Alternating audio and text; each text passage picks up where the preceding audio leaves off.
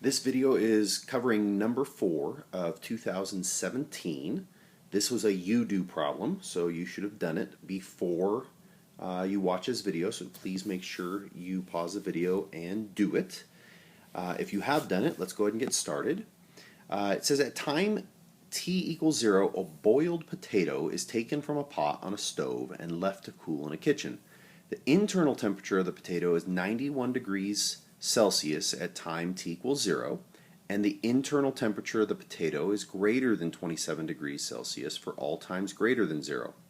The internal temperature of the potato at time t minutes can be modeled by the function h that satisfies the differential equation dH dt, where h is measured in degrees Celsius and h of 0 equals 91. Okay, so here h is the temperature of the potato. They said h for hot. Temperature of the potato. And then notice dH dt, well, that is the change in the temperature over the change in time. So this is the derivative of h in Leibniz form. Okay, and then we have an initial condition of 91 degrees when t equals 0. For part A, it says write an equation of the tangent line to the graph of h at t equals 0. Well, that's pretty easy. How do I find a tangent line? I need two things. I need a point and a slope. Well, I already have the point here. The point is 0, 91. Now I need the slope. Well, how do I find the slope? Remember, the slope of a tangent line at a point is the derivative of the function at that point of tangency. So since we already have the derivative, normally we write it as h prime of t, but because we're talking about differential equations here, we write it as dH dt. It doesn't matter. We need to find the slope. So we're looking for dH dt when t equals 0 because we want the tangent line when t equals 0. The problem that we notice is that dH dt is not written in terms of t. It's written in terms of h. So we can't just plug in 0 for h here because t is 0. Well, the question is, what is h then? Well, if t is 0, then h is 91. That was a given initial condition. So we would plug 91 into h. So we'd end up with negative 1/4 times 91 minus 27. And then that simplifies to negative 16 when it's all said and done. And since I already have the point of 0, negative 1, I have my tangent line. It's going to be y minus 91 equals negative 16 times t minus 0. So that's the tangent line, and that's done. But then the next part of this, it says use the equation to approximate the internal temperature of the potato when t equals 3. So I could just simply plug in 3 here and get a y value out, and that would represent the temperature of the potato, or the estimation at least. But what I like to do is just write this in terms of linearization so that I have L of t. So all I've done is I've added 91 to both sides and simplified it. So the tangent line is now written as a linearization, a tangent line in terms of t. But now I'll just plug in 3 to that, so I get negative 16 times 3 plus 91, and then that's going to simplify to 43, which means that the temperature is approximately 43 degrees Celsius, because remember, this is the value of the tangent line at t equals 3, not necessarily the value of the function h at t equals 3. As far as points go on this, you're going to get 1 point for determining the slope, so negative 16 for that. You're going to get 1 point for creating your tangent line, and then you're going to get 1 point for your final answer of 43 degrees Celsius. Okay, for part B, it says use d2h over dt squared to determine whether your answer in part A is an underestimate or an overestimate of the internal temperature when t equals 3. Well, notice d2h over dt squared, that's just another way of saying the second derivative. So use the second derivative. Well, here I have the first derivative. So I'm going to go ahead and take the second derivative. Notice it's the second derivative in terms of time. So if I'm going to take the derivative of this guy, I have to keep in mind that h is in terms of t. So the derivative of h isn't just going to be 1, it's going to be h prime. So the derivative can be rewritten as negative 1/4 h, and then plus 27 over 4, and then we can take the second derivative from there, but ultimately we'd end up with negative 1/4 h prime, or negative 1/4 times dH dt. Now from here, I would plug in t equals 3 to that. But notice that I wasn't given an equation with t in it. So what I did is, since I have h prime here, since I have dh dt, I just went ahead and plugged in what dh dt equal to. I replaced it, and so I get negative 1/4 times negative 1/4 times h minus 27. I can simplify that a little bit, and so I end up with 1/16 times h minus 27. And then from there, because I want to evaluate when t equals 3, well, the question is, when t equals 3, what is h? I don't know what h is when t equals 3. It didn't give us anything about that. But notice this, up here in the given information, it says that the potato's temperature is always greater than 27 degrees. It's always greater than 27 degrees. So if h is always greater than 27, if I plug 27 in, if I plug a number greater than 27 in here, I would end up with a positive number overall. So that would mean that the second derivative is going to be positive.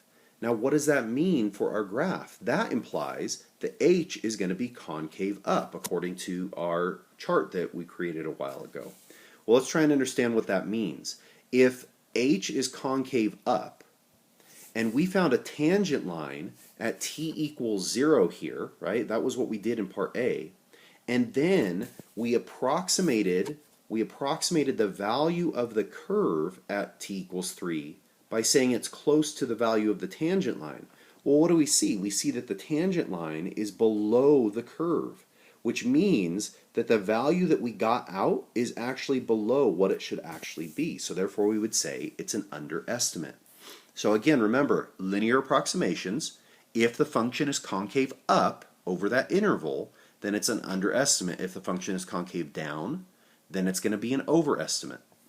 All right, as far as points go on this, you're going to get 1 point for your answer with your justification, and that's it. So you should know, I got to take the second derivative, I got to evaluate the sign of the second derivative, and whatever the sign is, that determines the concavity, which will determine whether the function is an overestimate, or whether the estimation is an overestimate or an underestimate.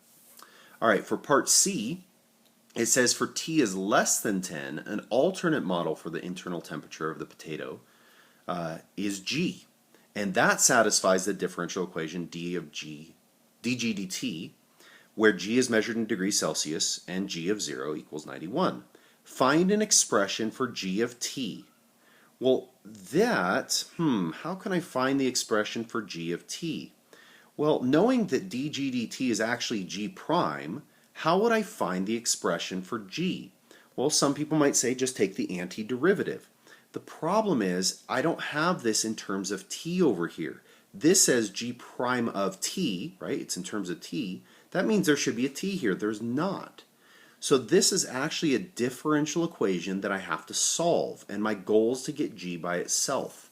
So the first step in this is to separate the variables. So since I have G's over here, I'm going to move them all to the left, and then I'm going to move all the T's over to the right.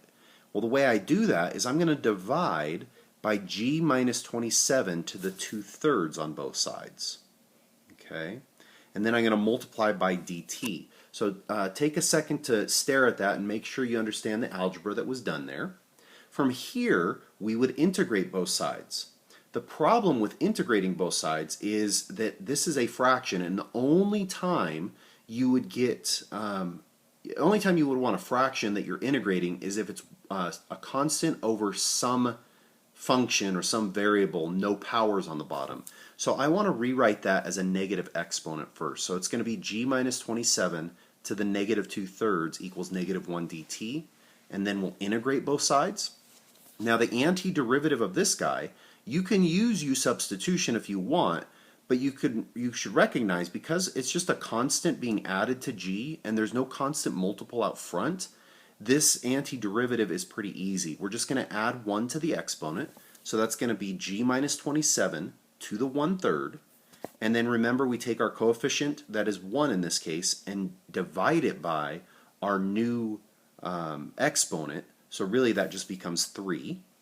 And what I want to do to make sure that I'm correct before I go on is I want to take the derivative of this, so I'm going to multiply 1/3 times 3, which is 1, and then times g to the negative 27, or sorry, g minus 27 to the negative 2/3, and then times the derivative of the inside, because this is in terms of g. In terms of g, the derivative of g is 1. So we actually do get our integrand. I notice that I have a little bit of a typo here because I don't have my dg there. So I'm going to go ahead and write that in real fast. So this should say dg on this side. Okay, and then on the other side, the antiderivative of negative 1 is just going to be negative t. And then remember, when we're taking an indefinite integral, we need to put the plus c there. Okay, so there is the first process in this. Separate the variables, take the antiderivatives, and then put plus c. The next thing we need to do is plug in our initial condition in order to find c.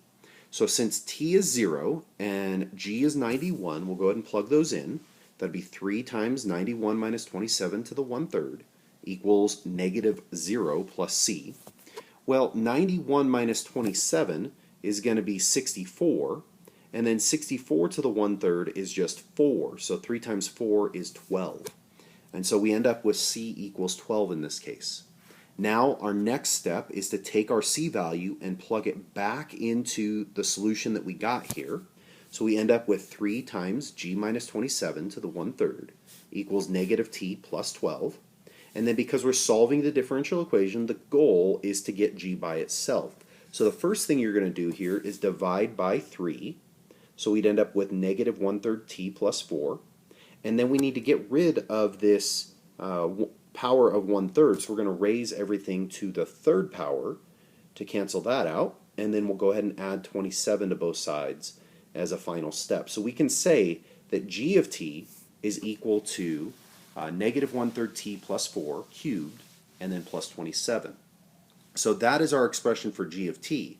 Then the problem says, based on the model, what is the internal temperature of the potato when t equals 3? So all I have to do is plug in 3 to t to get an answer out. And so we get negative 1/3 times 3 plus 4, all cubed, plus 27. And then we can simplify that. The negative 1/3 times 3 is negative 1, and then plus 4 is 3. 3 cubed is 27. And so we end up with 27 plus 27, which is 54. So the units on that would be 54 degrees Celsius. Points on this. This guy's going to be worth a lot of points. You're going to get 1 point for separating the variables correctly. So 1 point for this line right here. Okay. You're going to get 1 point for the antiderivatives. So taking the antiderivative of this, getting here, and then the antiderivative of negative 1 and getting negative t, you get a point for that. You're going to get a point for plus c and finding c. So it's very important that if you don't put plus c here, you're not going to get this point, and then you're not going to get any points beyond that. So you have to put the plus c, you have to find c, and so getting c equals 12 gets you that third point. And then the fourth point comes from the equation with g and t. What that means is that as long as you have some equation that has g and t in it with c plugged in, so basically this line right here is sufficient for that point. And then you would get a point for finding g of t as well as the answer here for 54 degrees Celsius. So if you got g of t equals and then 54 degrees Celsius, you would get your final point there. So be careful on this. Differential equations require very specific things. You have to have the plus c. If you don't have the plus c, then the most amount of points you're going to get is the first 2 points. Okay. All right, that wraps up this question. Go ahead and the next one, go ahead and grade this, and then the next one we're going to do is a quiz. That's number 4 of 2016. Set a timer for 12 minutes and do it on your own. This is a non-calculator problem. Do it on your own and then come back and watch the next video to grade yourself.